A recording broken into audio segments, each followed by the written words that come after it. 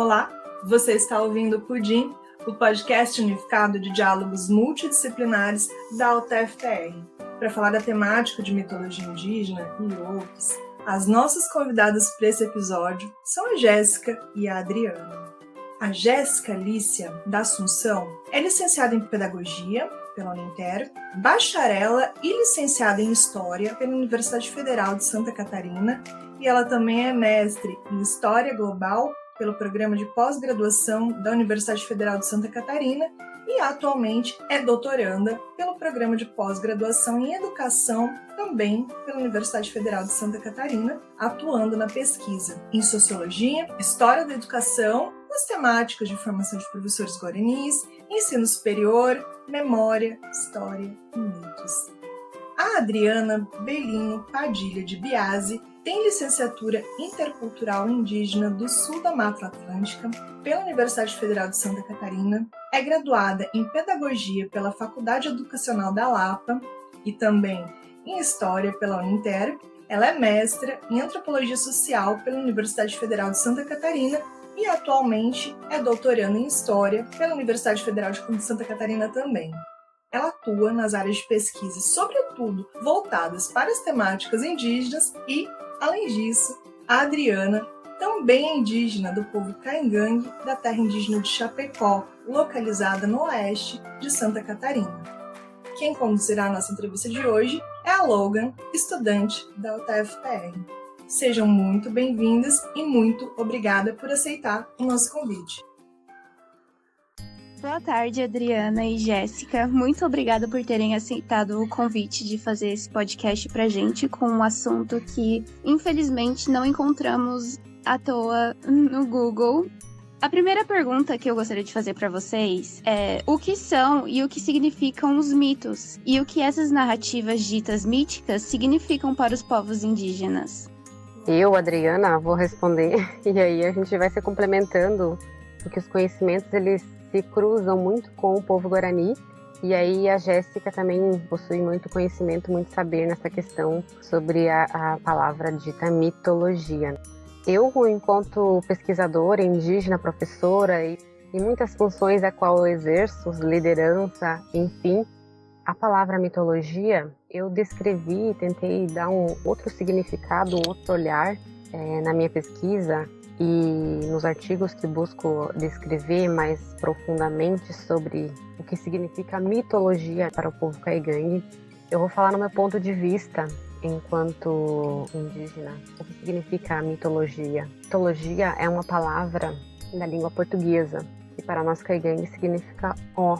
Esses ó são histórias narrativas contadas pelos mais velhos ao redor do fogo do chão, contada durante um passeio em meio à mata, aos carreiros que a gente fala. A gente vai caminhando pelos carreiros em meio à mata, então nesses carreiros a gente aprende muito nessas narrativas, a partir dessas narrativas que são chamadas de mitologias. Essas mitologias são carregadas de muita ancestralidade indígena, ancestralidade do povo Caingangue. E ela está conectada com o universo cosmológico. Uma narrativa, ela se conecta com todos. Então é importante compreender a fundo esse universo, tentar entender, tentar viver enquanto a gente está sendo transmitido esse saber das narrativas que a gente fala que são as mitologias.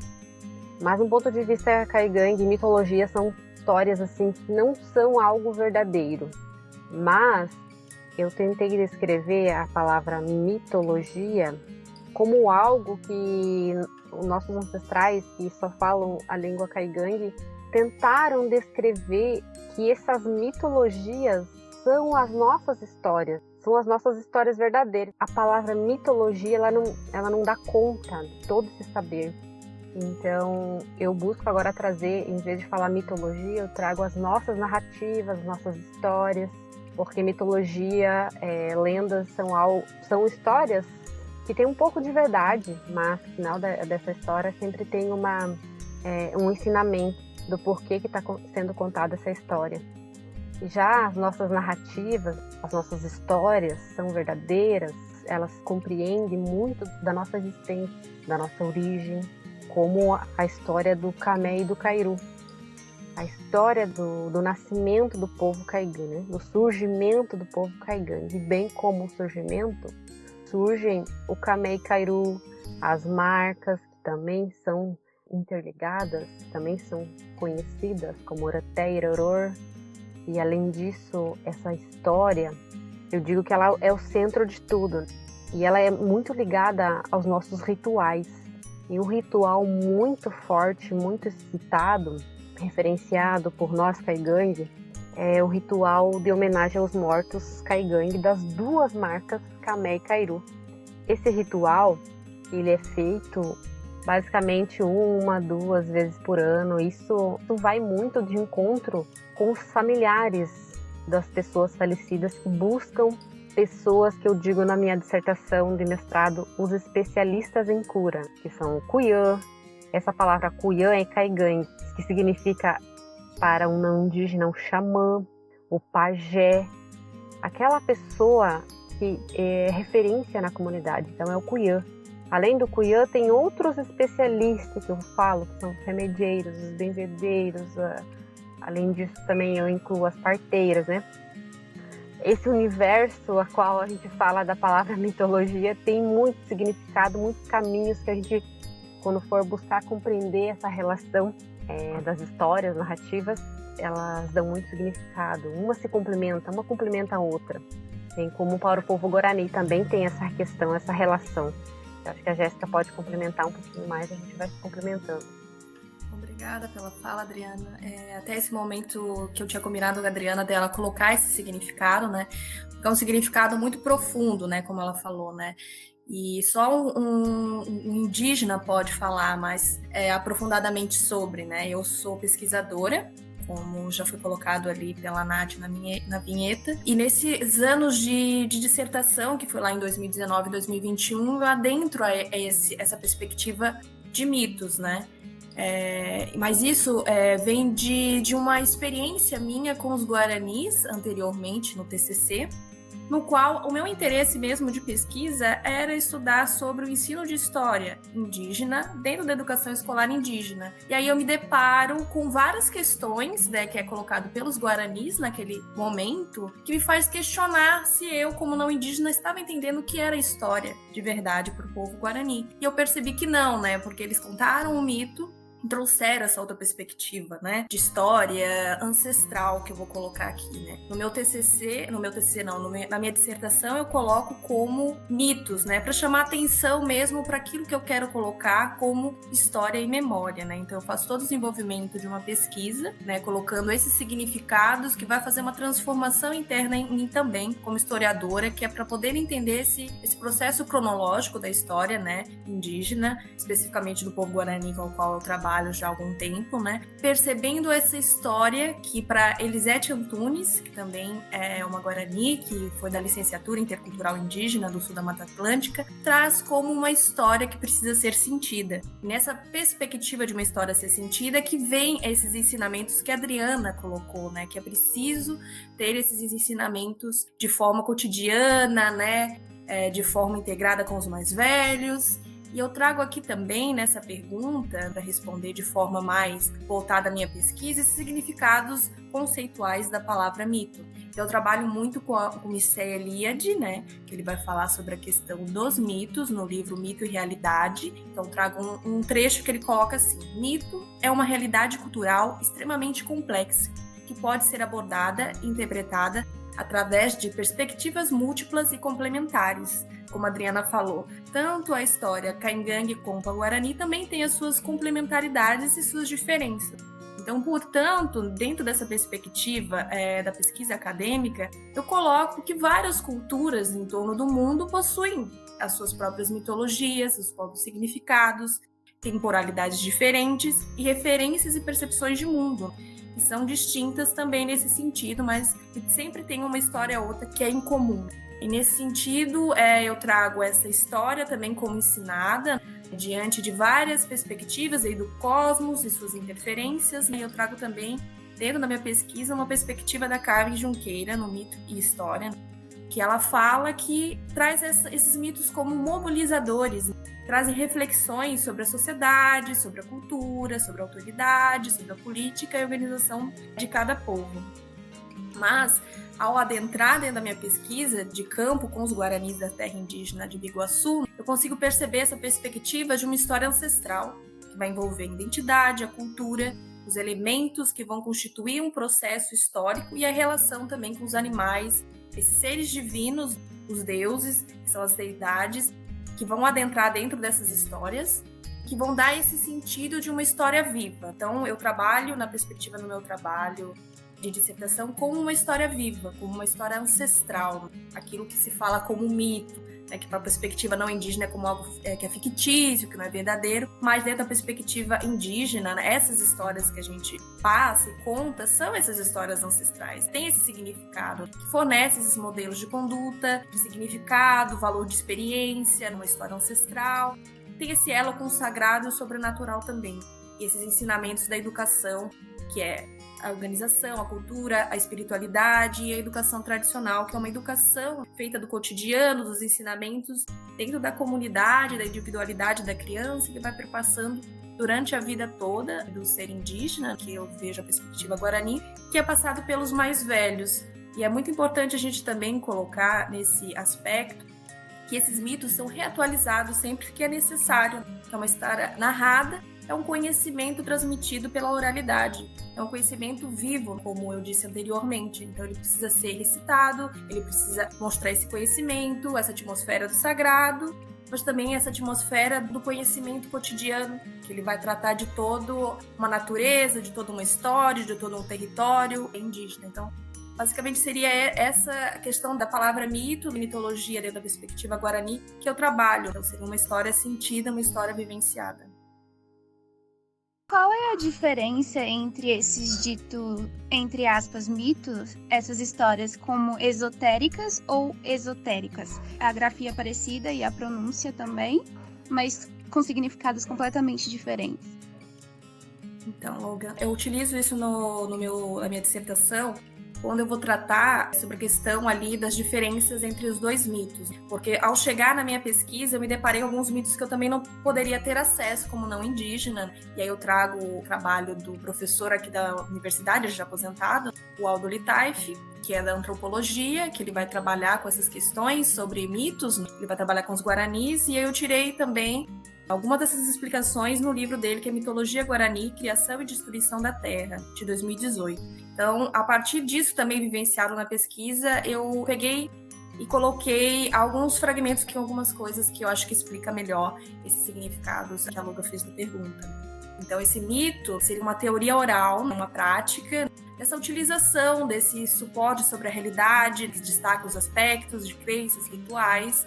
E aí o Aldo Litaif, quando ele trata também com a pesquisa do Leandro Cadogan, que também vai falar dos Mibiás, Guarani, ele coloca a menção dessas duas classificações de mitos Guarani.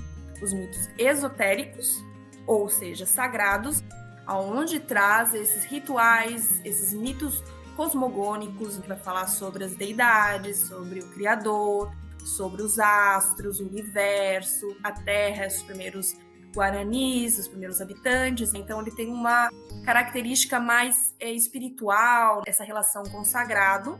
E já os mitos esotéricos ou não sagrados são o mito do dilúvio, o mito da conquista do fogo, essas narrativas sobre a história, a etnohistória, uma história antiga que também traz essa relação com a terra, a migração da população, o crescimento e como eles estão localizados e como eles estão interagindo, também sobre essas regras de como viver em comunidade.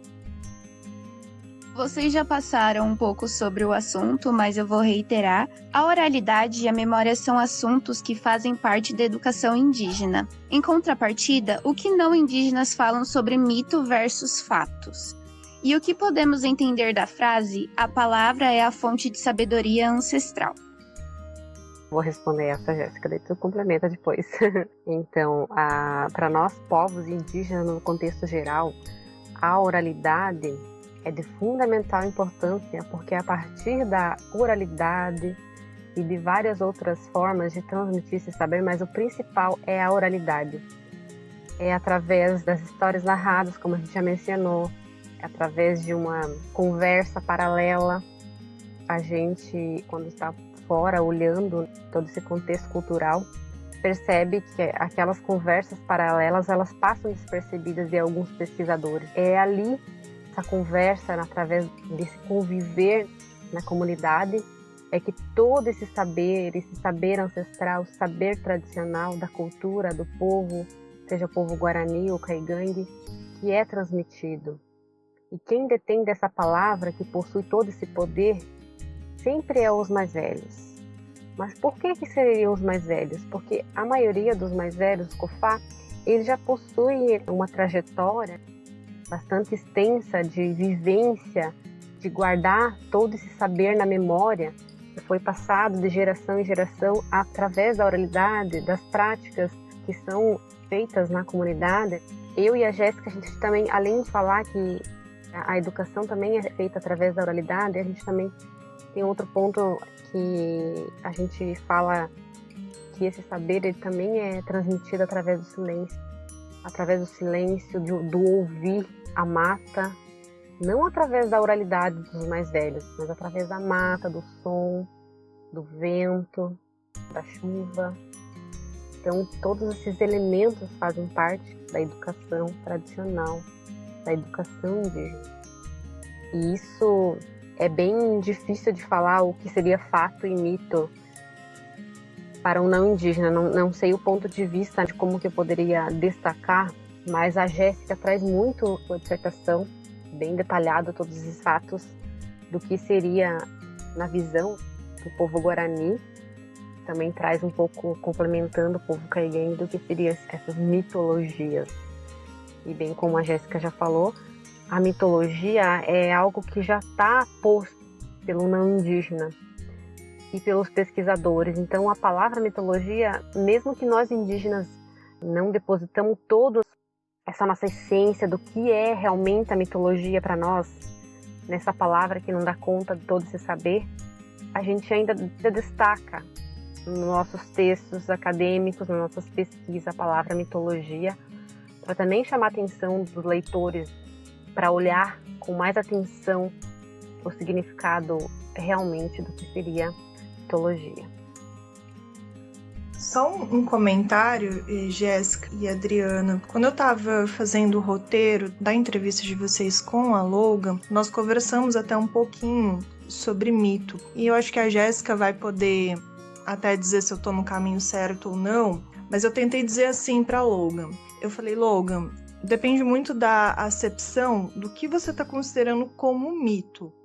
Por exemplo, se nós pegarmos hoje o cristianismo, a narrativa do Adão e Eva, dependendo da concepção de mito que você tem, nós poderíamos dizer que a história do Adão e Eva, da Arca de Noé, são narrativas míticas, mas que elas remetem a um sagrado, a um universo de crenças que dentro da sacralidade elas são reais, elas são fatos, como diz a Logan, elas foram algo que aconteceram em um passado remoto, ou que nós chamamos de passado mítico.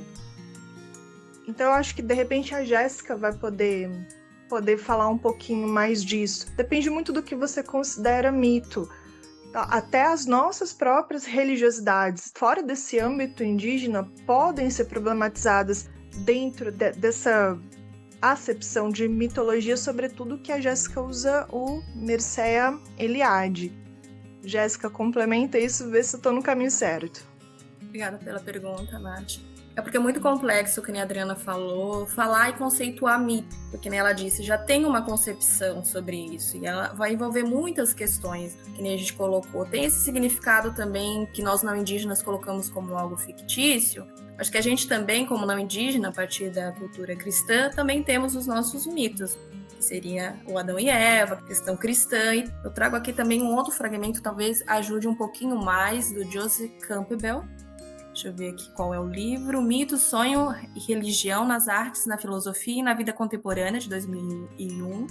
E ele traz sobre essas mitologias tradicionais, que também têm as suas funções, que é mítica ou metafísica, cosmológica, sociológica, e tem a função psicológica, que envolve esse saber e moldar o indivíduo sobre esses objetivos e ideias de um grupo social, sustentando todo esse conhecimento desde o nascimento da pessoa até a morte desse indivíduo. Fala muito com as obras do Elia Miceia, que essas histórias são pautadas pela existência do homem, da natureza, e o que seria essa história falsa e o que seria essa história verdadeira. Então, dentro dessa perspectiva que a gente trabalha sobre a origem da história, a gente sabe que é uma história ancestral. Então, a oralidade vem trazer isso como questão, e outros povos também vão ter histórias como o do dilúvio, que depois eu vou falar um pouquinho mais sobre, que mostra esse conhecimento que passa por todo o globo, por todas as culturas. Então, dentro disso, a gente tem uma realidade que os povos colocam que é historicamente comprovado. Então, é uma história que tem muitos atributos. O mito, então, é muito mais complexo dentro desses saberes, porque eles vão contar esse lado religioso e espiritual também do ser, quando eles trazem esses personagens divinos, celestiais, que vai falar, mas ao mesmo tempo vai contar sobre esses primeiros indígenas que estiveram, essa história ancestral, de como construíram, de como a civilização Guarani, Caingangue e outros povos indígenas se constituíram dentro dos seus territórios tradicionais, como essa intervenção também do não indígena vai sendo relatada através desses mitos. Então, são histórias atribuídas desse poder que vão falar da oralidade pelo xamã. Então, ele é um detentor desse conhecimento e dessa sabedoria, dessas histórias edificantes que eu coloco ali dentro da minha pesquisa. Então, essa questão da memória e oralidade vem falar sobre essa questão desses mitos e desses fatos. Eu trabalho dentro dessa perspectiva, olhando o que aquele mito tem de ensinamento, porque é muito disso, é o ensinamento sobre a história ancestral, sobre os conhecimentos, sobre a medicina, sobre o conhecimento educacional, organizacional, de sobrevivência que os povos indígenas aprenderam durante a história, que estão colocados dentro dessa perspectiva quando eles contam. Então é uma história muito mais ampla, como eu falei, eu coloco como história ancestral, porque realmente ali a gente, como não indígena, muitas vezes acha um fragmento, a gente não considera ali como um processo histórico, mas é um processo histórico. Ele está relatando a paisagem, a natureza de muitos anos atrás, que já não existe mais dentro da nossa realidade, pelo desmatamento. Então, isso tudo é trazido ao conhecimento através dos mais velhos para os mais novos, desse conhecimento que já se perdeu ou que ainda continua e que é importante continuar através da oralidade. Então, essa oralidade vem dessas experiências e esses significados que são compartilhados a partir dessas narrativas e desses lugares de memória que o Pierre Nora traz, que vai trazer essa história particular, essa história coletiva, particular também com as rupturas, com o passado, né, essa consciência, e pensar que essa história ela é a memória carregada por esses grupos vivos, que são os povos indígenas, que vai trazer toda aquela questão das lembranças, dos esquecimentos também. Então, por isso que é muito importante sempre eles estarem rememorando e contando essas histórias, para que elas não sejam esquecidas. Então, uma prática muito comum desses momentos, no caso dos Guaranis na casa de reza, que é a primeira escola Guarani, que vai tratar de toda a formação do ser Guarani, também nos espaços caingangues também tem esses espaços sagrados para poder fazer esse diálogo, para poder trocar essas memórias, para que elas não sejam esquecidas, porque são acontecimentos, são memórias individuais, são memórias que trazem a espiritualidade, que o povo indígena também tem esse aspecto espiritual muito grande, que eles compartilham, a cada um com a sua especificidade, vai trazer uma dimensão muito maior. E dentro de uma das entrevistas que eu fiz com a Janice Martins Timóteo, ela fala que essa memória é muito importante, porque tudo é passado para eles a partir da memória, a partir da oralidade, todo o conhecimento. Então essas histórias, apesar da gente colocar nesse contexto que tem uma questão espiritual, que tem uma questão de origem, lá elas têm muitos ensinamentos dentro desses fragmentos, dessas histórias que tem essa função de comunicação e transmissão, de aconselhamentos também. Então, é muito ampla essa palavra para poder ser colocada aqui. A gente coloca a mitologia para chamar atenção mesmo, para trazer essas histórias como um significado maior, adentrando a várias questões, como a palavra milenar, como algo que carrega sentimentos, como que carrega também a cultura, a tradição, que vai sendo atualizada, que vai sendo colocada a partir dessa oralidade. E ali a palavra, como a pergunta colocou ali, que a palavra é importante, ela é fonte de sabedoria ancestral, porque tem muito disso. É muito importante. A palavra para o povo guarani caminha junto com eles desde o nascimento. Então ela se manifesta, ela é um encontro com essa fonte de sabedoria. Então os mais velhos, o Tiramoi, a Jirachã, leva isso. Eles falam, os mais novos escutam, que nem a Adriana colocou, o silêncio é muito importante nesse sentido também, para que seja ouvido, internalizada essa palavra dentro de si, que é uma palavra que não pode ser falada sem um significado. Então, essa história ancestral, o mito que eu falo, é uma história com sentido. O sentido da história, o sentido da palavra, o sentido da importância dessa oralidade, dessas histórias e dessa configuração de história ancestral. Não sei se eu consegui responder a essas duas questões. Conseguiu sim, perfeitamente. E essas histórias, as oralidades e memória dos povos indígenas, elas relatam a origem de tudo. Como a percepção desses povos é diferente das que temos em propagação hoje em dia, em sociedades não indígenas? Ali, como você relata, esses mitos têm esses significados nas histórias. Eles vão tratar de várias questões, como a origem do mundo, a partir da percepção, que eu coloco uma visão de mundo indígena. Nós, não indígenas, temos a nossa percepção de mundo. Então, eu coloco muito dentro da pesquisa e desse processo de falar o que é mito, sobre essas perspectivas, dessas cosmogonias da criação do homem, de outros eventos. Então, esses eventos míticos que eu falei, que é uma questão espiritual, uma questão, mas também que envolve esses processos históricos, processos geográficos, processos de organização, de regras dentro dessa sociedade. E ela é diferente. E aí, muitas vezes a gente se choca com essas perspectivas, que foi que eu coloquei ali no começo, que eu me choquei também, porque eu queria falar sobre o ensino de história, mas eu não tinha essa noção do que era esse significado. Primeiro eu tive que adentrar essa percepção, para conhecer como é que é feita essa construção de identidade, de educação, para poder compreender quais aspectos da história eu queria mudar dentro dessa historiografia. Uma historiografia que muitas vezes é fechada no cunho científico e que é totalmente diferente das perspectivas da relação dos povos indígenas. Então eu me deparei muito com uma história não linear.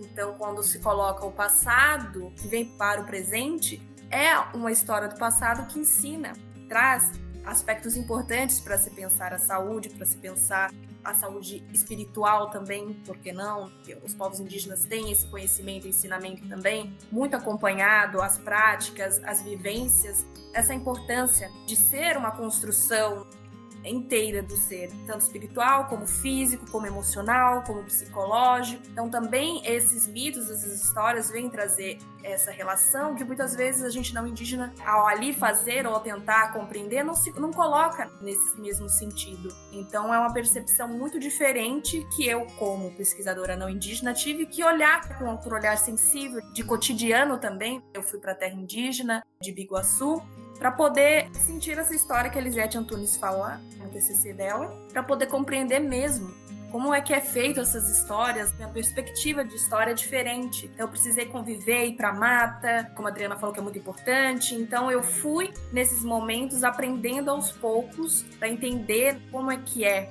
esses mitos de origem, como é que eles trazem essas narrativas que é muito diferente e de formas diferentes também. Muitas vezes eu cheguei lá para poder escutar uma história de origem e eles contavam um fragmento dessa história e paravam.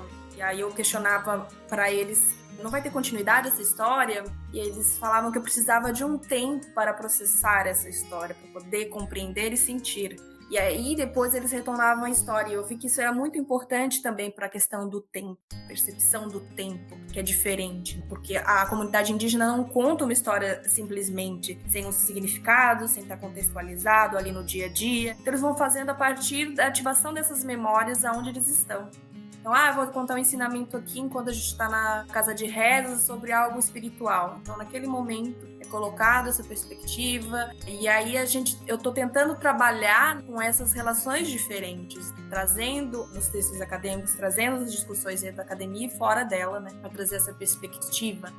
da origem, não só do ser, o homem, mas sim do que é sobrenatural, do que é celestial, do que é essa relação com os animais, que não se difere, a gente coloca o homem como primeiro, os animais, não. Os povos indígenas, eles estão tudo integrado, né? A natureza, o mundo animal, o mundo vegetal, o mundo humano precisa estar em equilíbrio, né? Então isso é totalmente diferente dessa concepção que a gente tem hoje como não indígena. Isso, essas mitologias, a maioria dos povos, principalmente nós, Caigangue e Guarani, a gente tem a origem de tudo, porque quando nós, enquanto indígenas, estamos em um local, a gente olha ao nosso redor, ao nosso lado, tudo que está posto aonde a gente está, tudo aquilo ali possui muito significado a partir das histórias. A partir das histórias conta como que surgiu a planta, como que surgiu a determinada árvore, como para nós Caigangue a araucária, e para o povo Guarani também é importante a araucária, porque também tem essa relação com a espiritualidade, com o Pitanguá, que é o cachimbo, e para nós toda essa relação de história de origem, ela se volta para um lugar que eu mencionei no início, que é sobre os nossos rituais. Eu falo os nossos porque a gente tem um ritual, a qual eu descrevo na minha tese de doutorado, com muito cuidado, porque eu estou pisando num local muito sagrado, muito delicado para nós Caigangue, em escrever, em falar. Muitas vezes eu paro um pouco para pensar no que eu vou falar, porque as palavras não são somente palavras que vão sair da minha boca, elas vão para o vento. O vento leva essas palavras para outros mundos. Então esses mundos, eles acordam os espíritos não podem ser acordados assim de qualquer forma. Essa história de origem, para nós, Caigangue, ela tem muita relação com o ritual chamado Kikikoi, que é esse ritual, começa tudo no ritual da morte. Então a gente tem o ciclo de vida, a gente nasce, cresce, vive e morre. Mas para nós Caigangue, esse ritual começa lá na morte. Mas por que começa na morte em vez de começar no nascer? Porque a partir desse ritual da morte, são vários rituais feitos nesse mesmo ritual. A liberação do nome da língua Caigangue, para que outra pessoa possa usar esse nome. E não é somente usar, porque o nome ele possui todo um contexto de característica daquela pessoa que faleceu. Então há muito cuidado em utilizar esses nomes na língua Caigangue. E esses nomes são passados para o Cuyã, e o Cuyã é quem dá um nome para as crianças. E a partir desse dar o nome para as crianças é quando a criança está no ventre da mãe. E a partir do ventre da mãe começa todo aquele processo ritual. E isso tem tudo a ver com a nossa origem, do banhar com as ervas, que são da marca Camé e Cairu, que isso diz muito sobre a nossa organização enquanto povo Caigangue. Nós somos um povo só, mas a gente é dividido em dois, que são chamados de Camé e Cairu, e um complementa o outro, ou seja, complementa em tudo o que se pode perceber, a gente se complementa, seja nesse banho com as ervas, porque as ervas, as raízes, as folhas, as árvores, todos os vegetais e plantas, eles possuem marcas Camé e Cairu. Isso vai muito das características da planta, se ela pertence para o dia, se ela pertence para a noite, porque tudo que pertence ao dia é da marca Camé, porque ele é tudo que é comprido, alongado, que seja do dia é Camé. Tudo que é circular, redondo, seja vegetal, planta, animais, isso pertence ao Cairu. E o Cairu é da noite. Então, falar de histórias de origem, a gente tem muitos caminhos. Precisa de mais tempo para poder compreender o que significa realmente. É como a Jéssica falou, eu percebo muito nas pessoas assim que leem muito sobre histórias indígenas, sobre mitologias indígenas, tem uma compreensão daquilo que está escrito ali no papel, no livro, mas é muito diferente de quando você está na comunidade, está na aldeia, está na terra indígena, você está no território que para nós é ancestral, sagrado, que você está naquele espaço sagrado em que o outro, essa pessoa, que está nos transmitindo todo esse saber. E a gente sabe que esse saber vem de um lugar que é a memória. E tudo isso, memória, oralidade, território, ele faz parte das nossas histórias. E tudo isso é transmitido tanto na língua caigangue, principalmente na língua caigangue. Por isso que às vezes eu me deparo, às vezes em alguns momentos, com essa dificuldade de poder transmitir na língua portuguesa conhecimento real que realmente está por trás. Porque é difícil você traduzir da língua caigangue esse saber para o português. Então, tudo isso se conecta. Mas como eu mencionei, do ritual, que ele se conecta com esse ritual principal, que é o ritual de culto aos mortos. Porque a nossa história de origem do povo, ela conta muito, porque a gente aprendeu, nós humanos, nós Camé, Cairu, Caigangue, a gente aprendeu com esse universo dos animais. Porque houve um tempo ancestral, porque para nós isso de fato é real, em que os animais, eles estavam nesse mundo, eles transmitiam muito saber entre eles.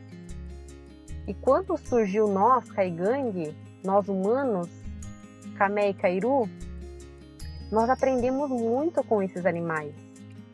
E cada animal, com sua marca, ensinou o grupo Camé, o grupo Cairu, a sobreviver em meia mata, a compreender todo esse universo, a dar continuidade a esses rituais, principalmente do ritual de homenagem aos mortos.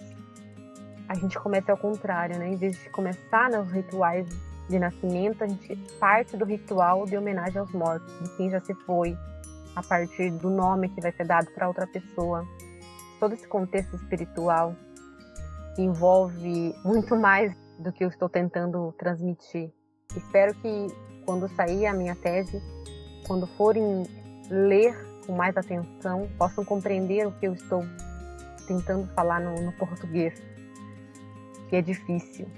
É um pouco difícil falar sobre espiritualidade, sobre essa origem, a origem de tudo, do que significa tudo isso. Mal posso esperar para ler, porque eu acho todas essas histórias extremamente interessantes. E no artigo de Histórias e Mídias, Narrativas em Disputa, que você, Adriana e Jéssica escreveram em conjunto, é descrito que uma das versões da origem do povo Guarani é acompanhada da palmeira azul. Poderia nos falar mais sobre?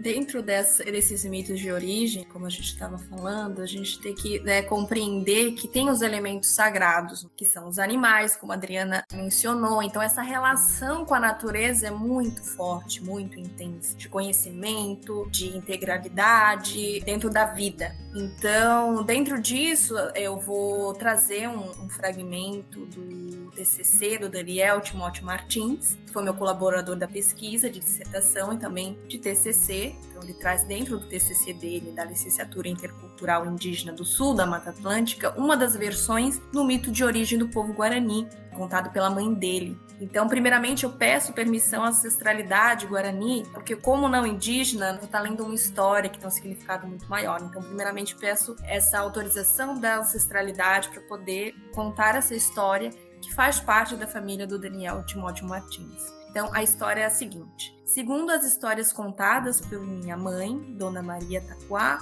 os guaranis viviam junto às divindades, mas já estavam se sentindo como seres sagrados. Então, os Tupã-Querê, deuses dos raios e trovões, pediram para Yanderu intervisse e colocasse os guaranis em um lugar específico.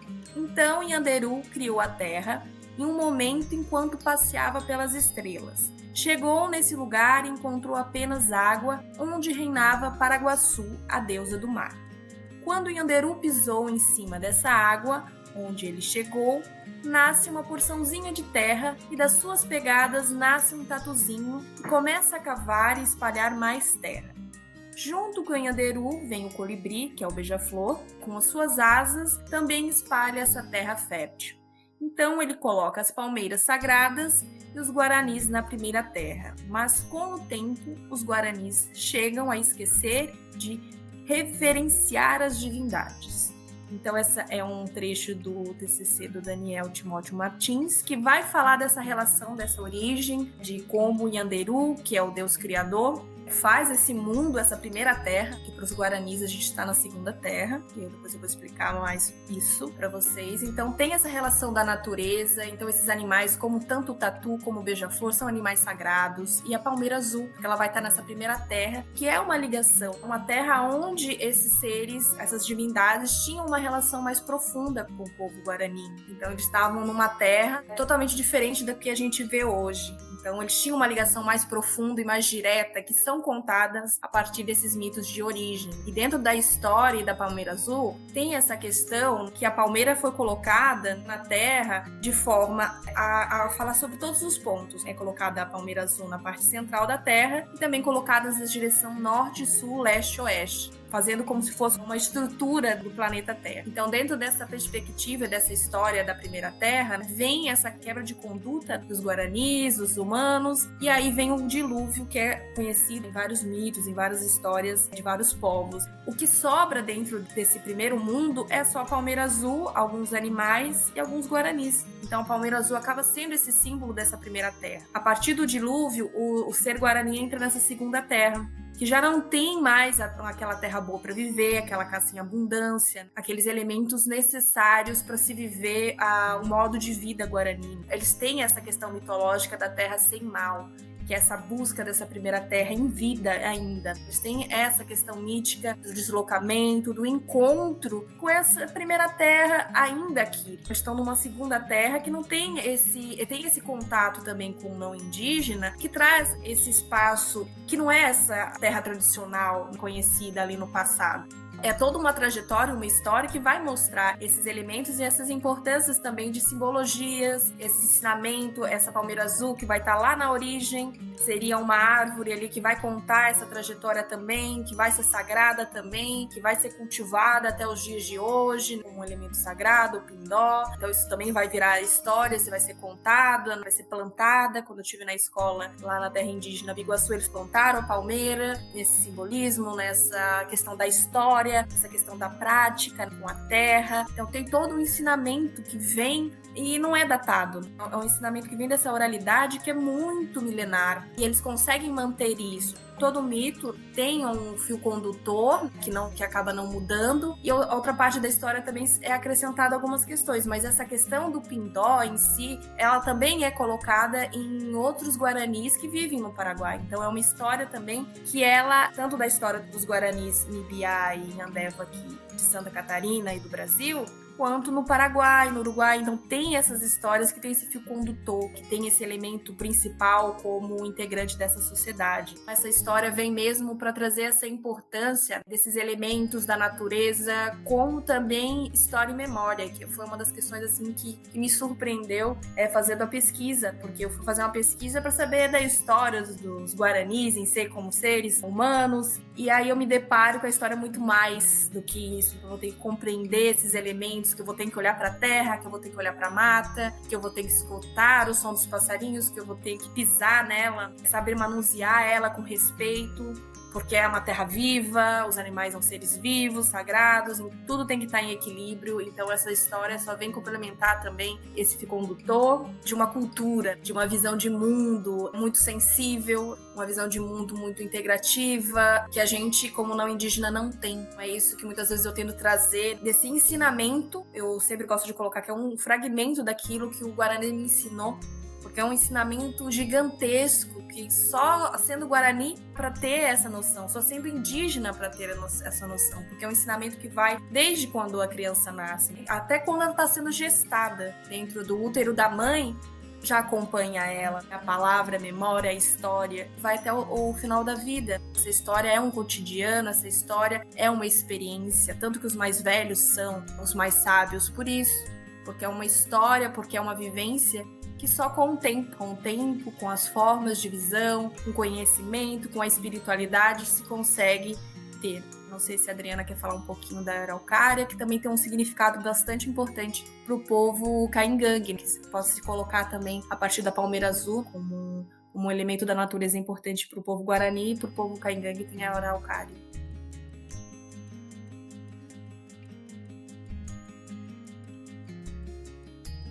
Eu acho que tu já respondeu muito bem sobre a palmeira. Eu mencionei um pouco da importância ali da araucária, do pinheiro, do fucking, que é para nós. Ele é considerado para nós a marca Camé. Ele possui seu tronco alongado e é comprido, tem todas as características que diz muito desse universo cosmológico, a qual se volta novamente para o ritual de culto aos mortos, que é fundamental a importância a araucária para esse ritual e para dar continuidade a todos os outros rituais que precisam da pintura facial, da pintura corporal, feita a partir do carvão que vem da araucária, do nó de pinho, e não só da pinturas, mas tem todo esse contexto da alimentação, dos remédios, a sua casca, as suas folhas, a raiz, o nó de pinho. Saber que, além disso, ele é um ser vivo, ele possui espírito.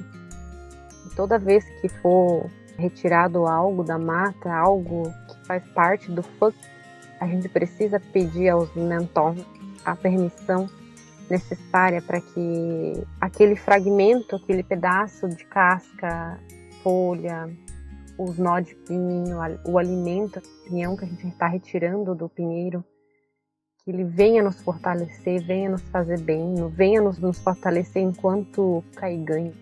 Digo fortalecer na questão geral, não só espiritual, psicológica, física, para que a gente continue, né, transmitir todas essas histórias, todo esse saber a partir da oralidade e a partir de outras formas de transmissão desse saber ancestral.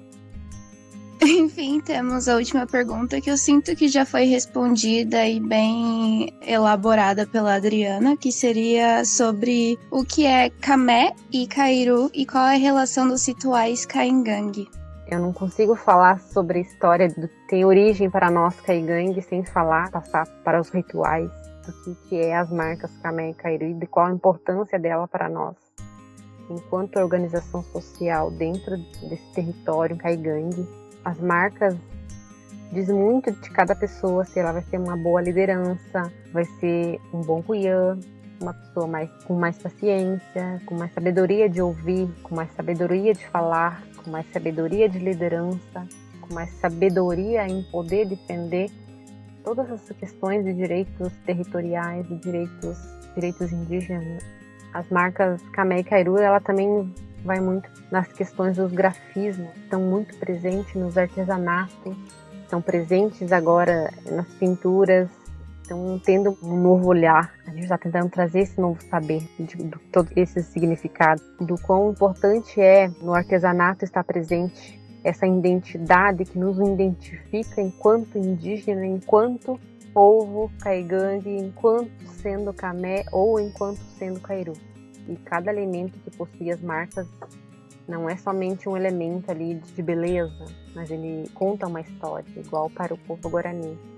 Todos os artesanatos ele possui um grafismo, possui uma história que é contada a partir daquela beleza do artesanato, e como é para nós Caigangue também. Esse foi um episódio do Pudim, o podcast unificado de diálogos multidisciplinares, um projeto de extensão da UTF-PR, editado por Logan. Músicas utilizadas: Friends Forever por FSM Team, Joyful Spring por Scott Holmes Music. Todas as músicas estão disponíveis em freestockmusic.com e freemusicarchive.org. Para saber mais informações sobre o projeto desse podcast, visite nosso site pudim.cp.utfpr.edu.br. Até a próxima!